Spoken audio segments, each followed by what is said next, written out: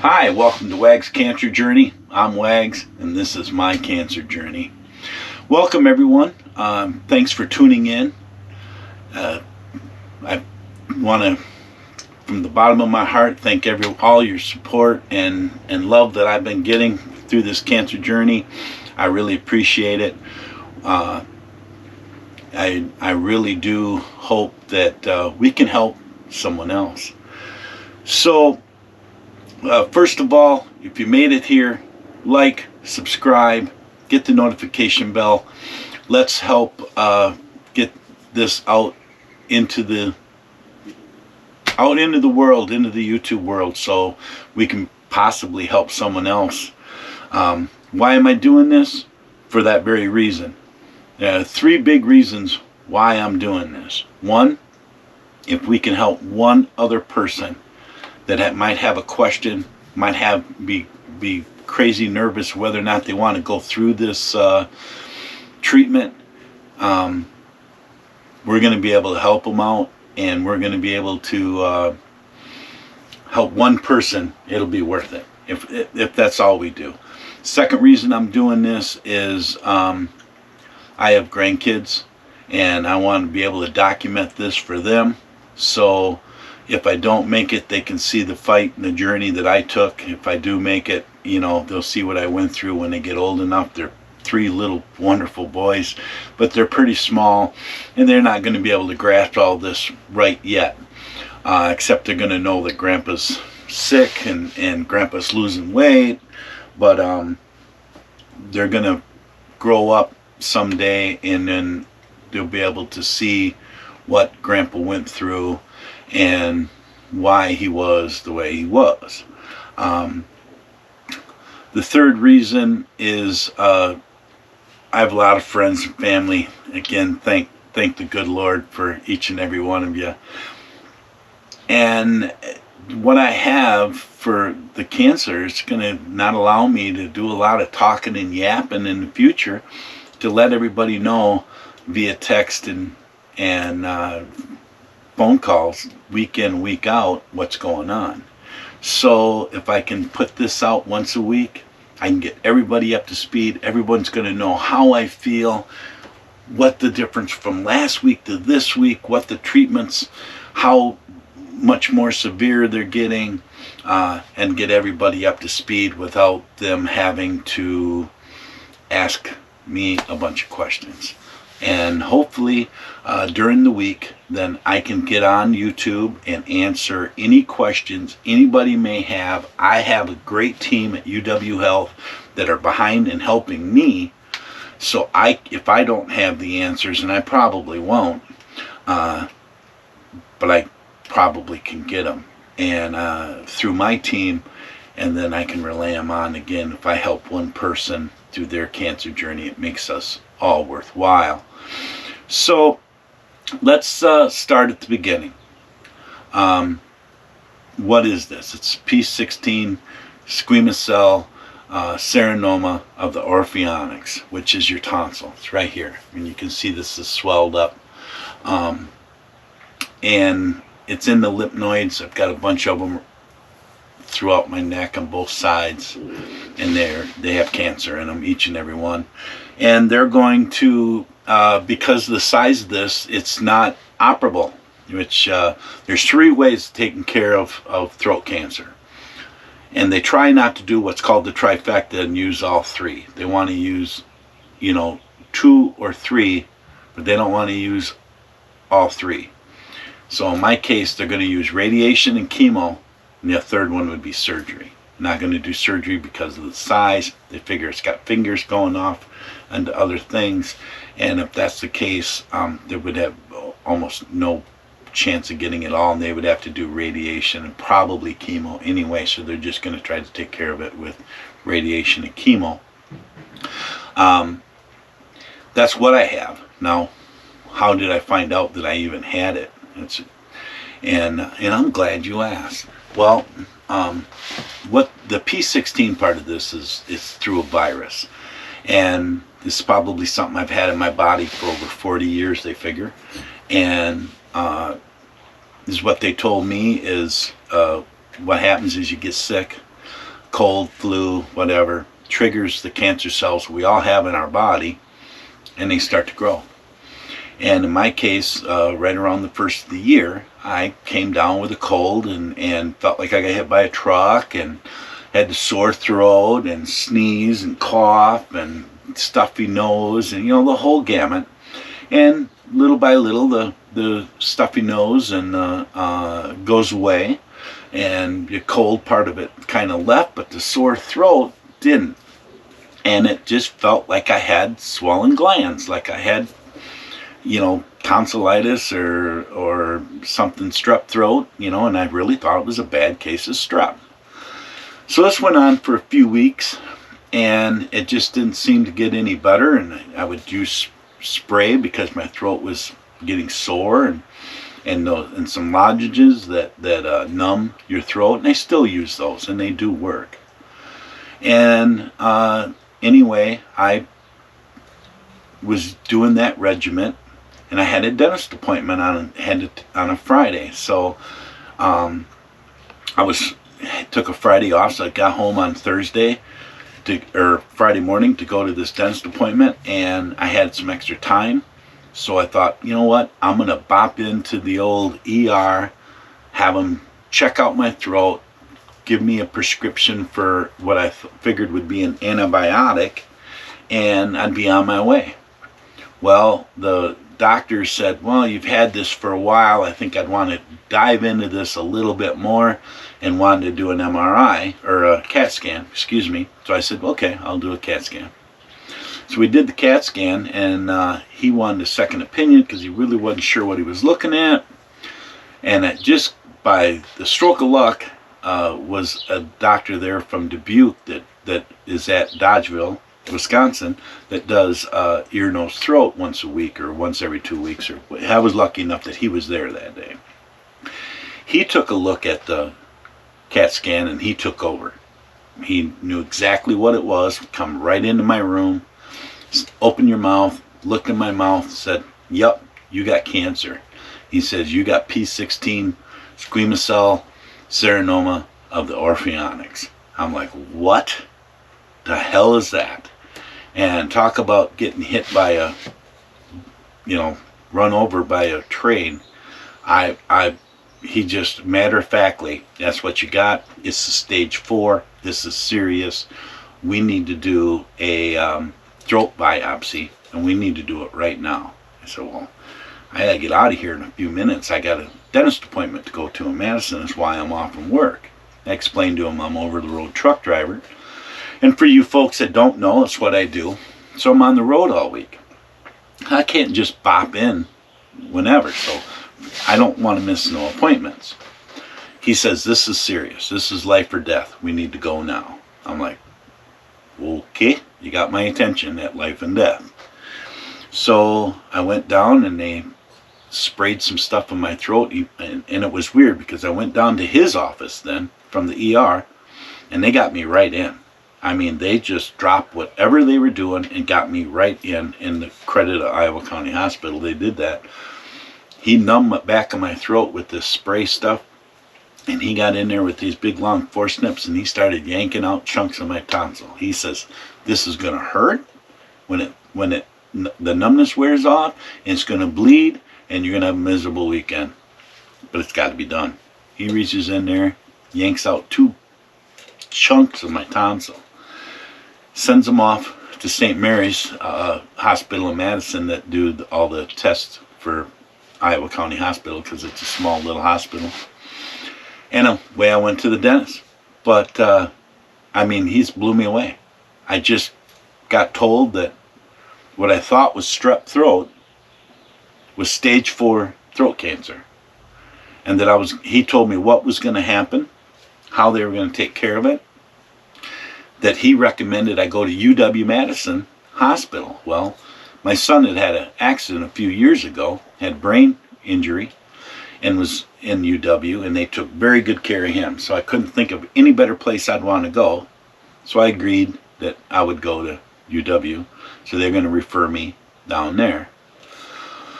It was kind of a fiasco to get the referral. And I'm not going to go into that right now because uh, I don't want to point fingers or blame to anybody, but it was a little bit of a fiasco. But we got down to UW, and I went in last week and sat down with the biopsy was done, and they had the results, and I sat down with head of ear, nose, throat at UW-Madison, which is Timothy McCullough, Dr. Timothy. Dr. McCullough took a look at my throat, and he had already looked at the biopsy, and he's looking at my chart, so he's expecting a 59-year-old man that's 230 pounds. He figures, okay, here's an overweight 59-year-old. It's probably borderline diabetic, high cholesterol, high blood pressure, Renorec, probably a bad heart from eating crap to be 230 pounds. He didn't expect to walk in and see me. He came in, took one look at me, and was like, wow. He said, you look like you're looking for a good fight. I said, well, yes, sir. And he was like, yeah, he told me exactly what we were going to do, how we were going to tackle this cancer with radiation and chemo. And yeah, anyway, I was feeling pretty good about it. And he's introduced me. He's got an understudy, and he did a lot of the talking and set us up. So for this week, he wanted to set me up for a CAT scan, make a mask that'll pin to the table, and an MRI. So that was a week ago. That visit went pretty well. I did get to meet the radiation team. I got to talk to Dr. Burr on the east side. Dr. Burr is the head of radiation and his team, and he explained to me what radiation team is going to do, and they work with the chemo team, which I have not met yet, but they work real well together. They decided that because of my blood work, not low blood pressure, good heart, all my tests, they're not going to give me 6 weeks of chemo, small doses. They're going to give me 3 heavy doses of chemo and 6.5 weeks of radiation every day, Monday through Friday. And I guess that's my new job, is to fight cancer. And I'll have to park the truck for a while. But they're pretty confident that they can help me, so we're going to let them do it. Of course, there's never any guarantees, and that's why you're going to have to tune in each and every week to find out just how bad this gets in my throat. It's going to be very irritated, hard to swallow, hard to eat. A lot of times you end up with a breathing tube and a feeding tube before this is done. And we're going to try real hard not to have that happen. So what we're going to do is I'm bulking up. I'm eating as much as I can because I realize that I'm going to lose a pile of weight, and we're going to have to go through this together and just see if my body can take the punishment that they're going to put me through. So not to be bouncing around too much. So I met the radiation team with Dr. Burr. That was all last week. I kind of left there feeling pretty good, and that gets us this week. This week, I've had some headaches. I'm fatigued. All stuff they told me was gonna happen. Your body's fighting this cancer itself without the radiation and the chemo yet. So it takes a lot out of you, and don't. I guess any word of advice would be let it. I mean, slow down if you have to. I'm the original Energizer Bunny. I don't slow down for much, but it's I'm noticing 7 o'clock in the evening I'm sitting down and relaxing versus doing whatever needs to be done, because by 7 I'm getting, it's time to relax and wind down. This thing is kind of It ain't winning, but it's I'm in a fight. So anyway, that's kind of how I've been feeling this week. I've been just Advil, Tylenol for the irritable. I mean, it's still like having strep throat. It's sore and sometimes can be raw, and even eating stuff will like scratch it because my tonsils all swollen inside my throat. All that being said, it's pretty easy to live with as of yet, but it's going to get worse. So this week come and I had this CAT scan to do, and they make this mask, and this mask comes out of this heater. It's no bigger than a Halloween mask. 2 little bitty holes for eyes and 1 for the mouth. And they put this gel pack under you're laying flat on the table, and they put this gel pack under your neck, and they kind of form it around the back of your head and your neck, and it's got attachments on it.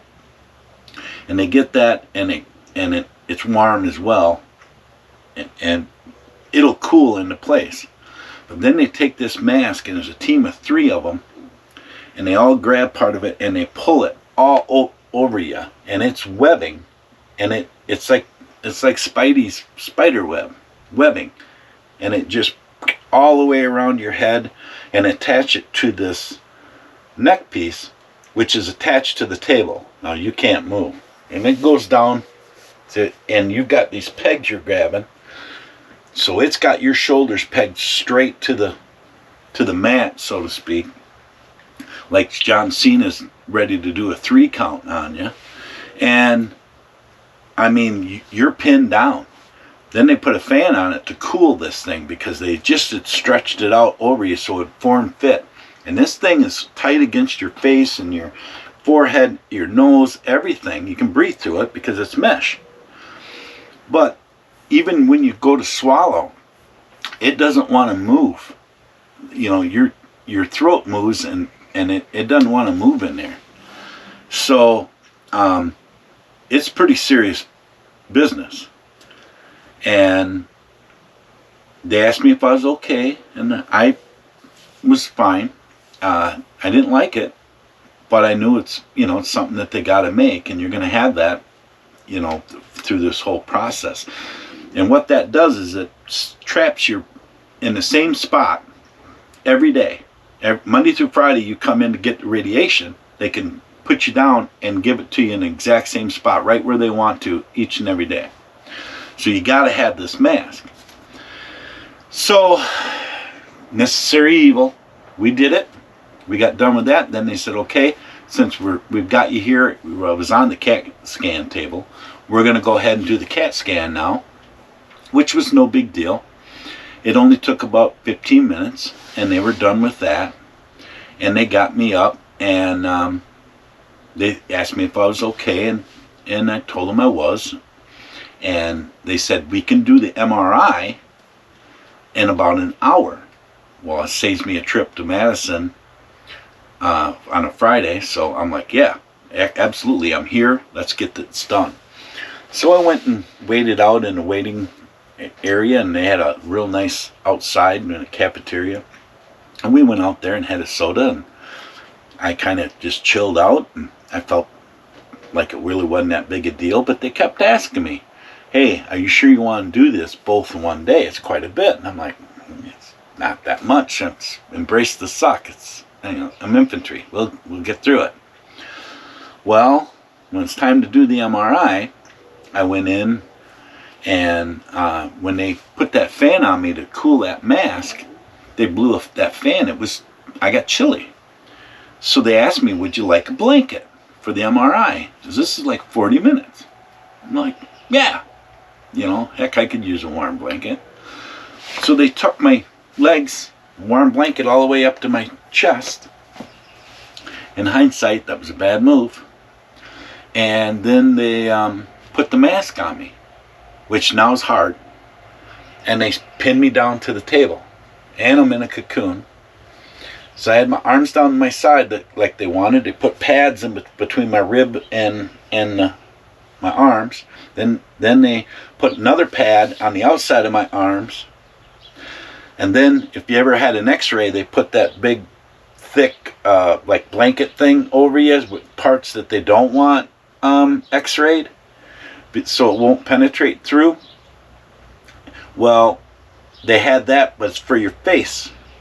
And they put that over my forehead, and it went around my cheeks, and it only had 2 small holes for your eyes, a slit for your nose, and a little hole for your mouth. But it went over that, and it took all your peripheral vision. So all you had is this, like looking through a binocular.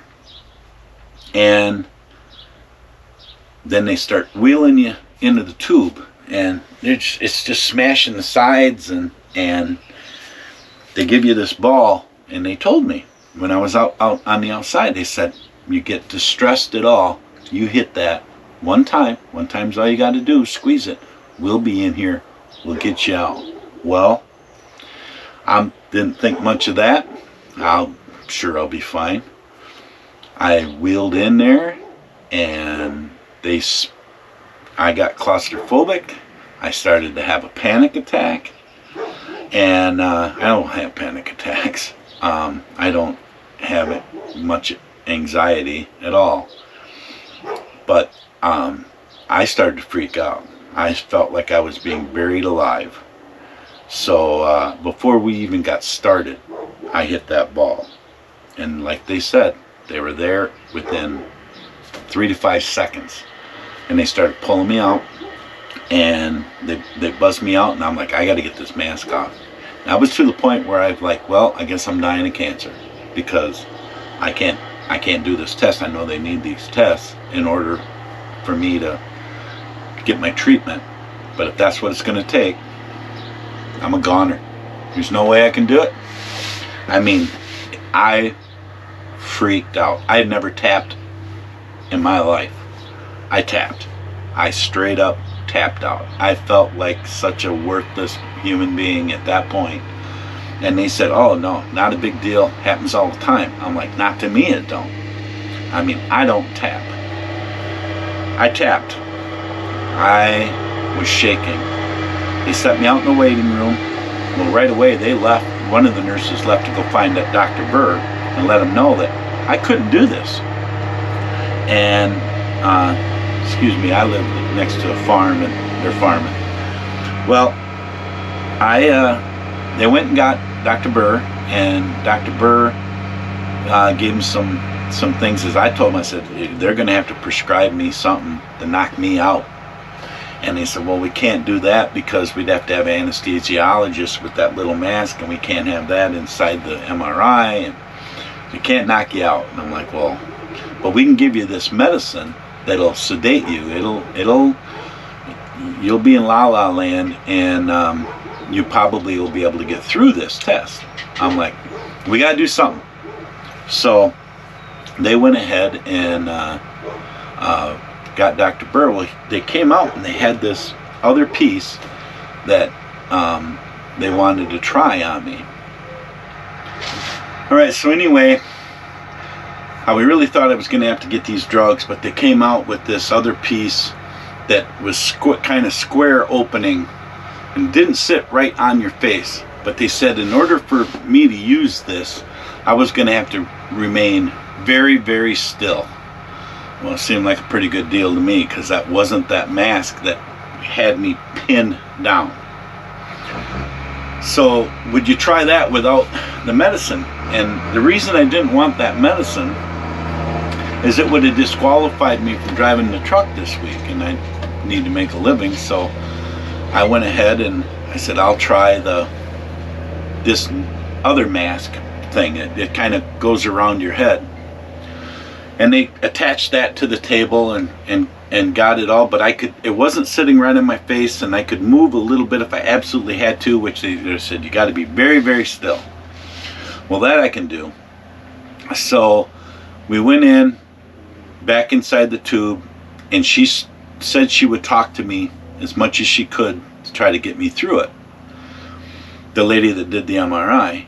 Well, she did. Her voice was very calming, very helpful. They did the first 3.5 minute test. They looked at the images and wanted to move me over just a little bit. So pulled me back out, moved me back over, put me back in. So that took me to about 40 to 42 minutes I was in the tube. And we did it. We laid really, really still.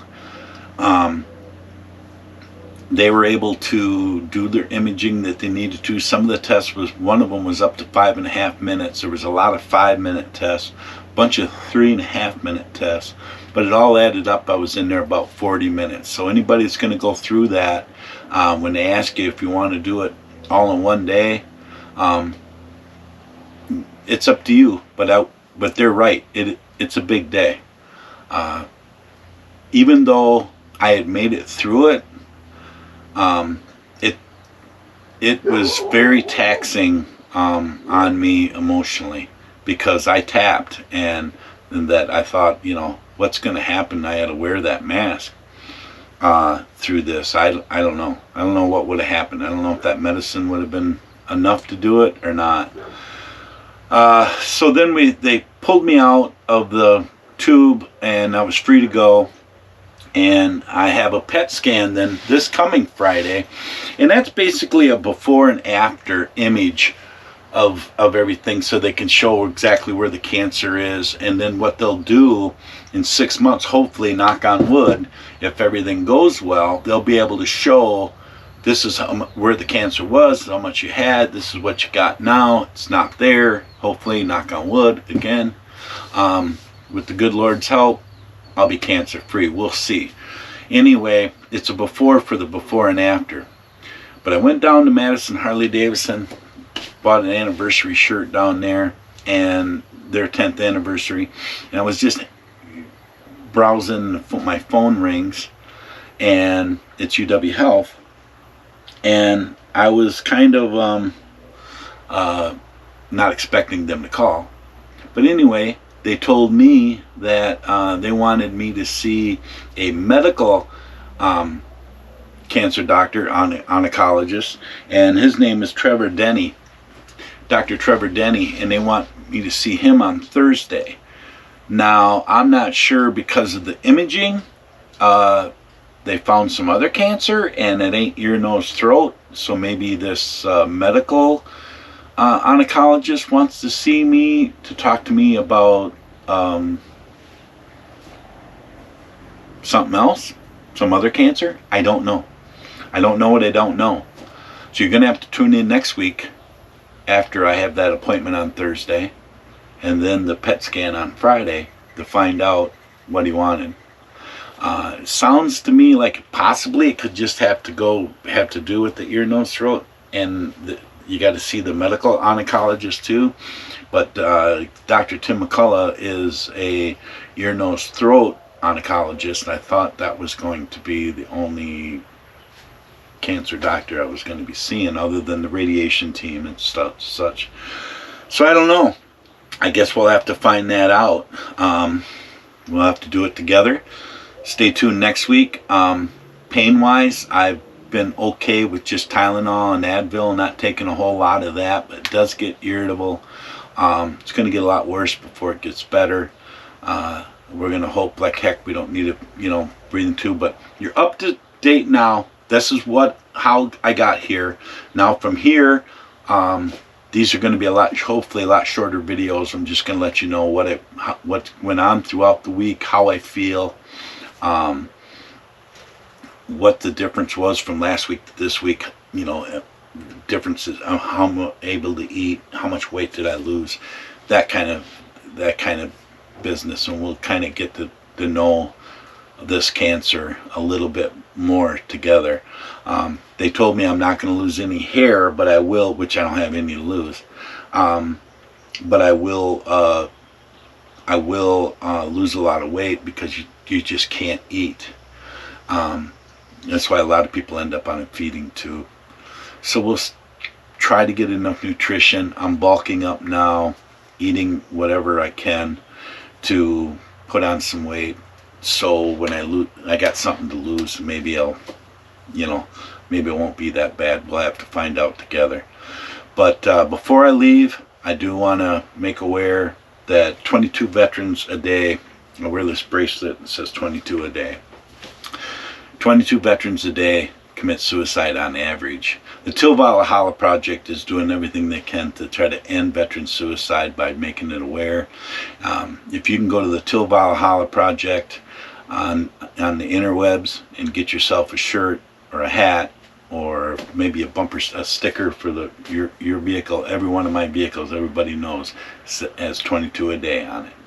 And I would like it if you could do that, and we can try to make aware and end veteran suicide, get these folks the help they deserve after all what they've done for us.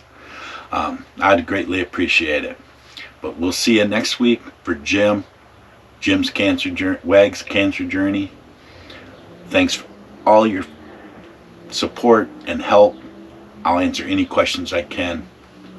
We'll see you next week.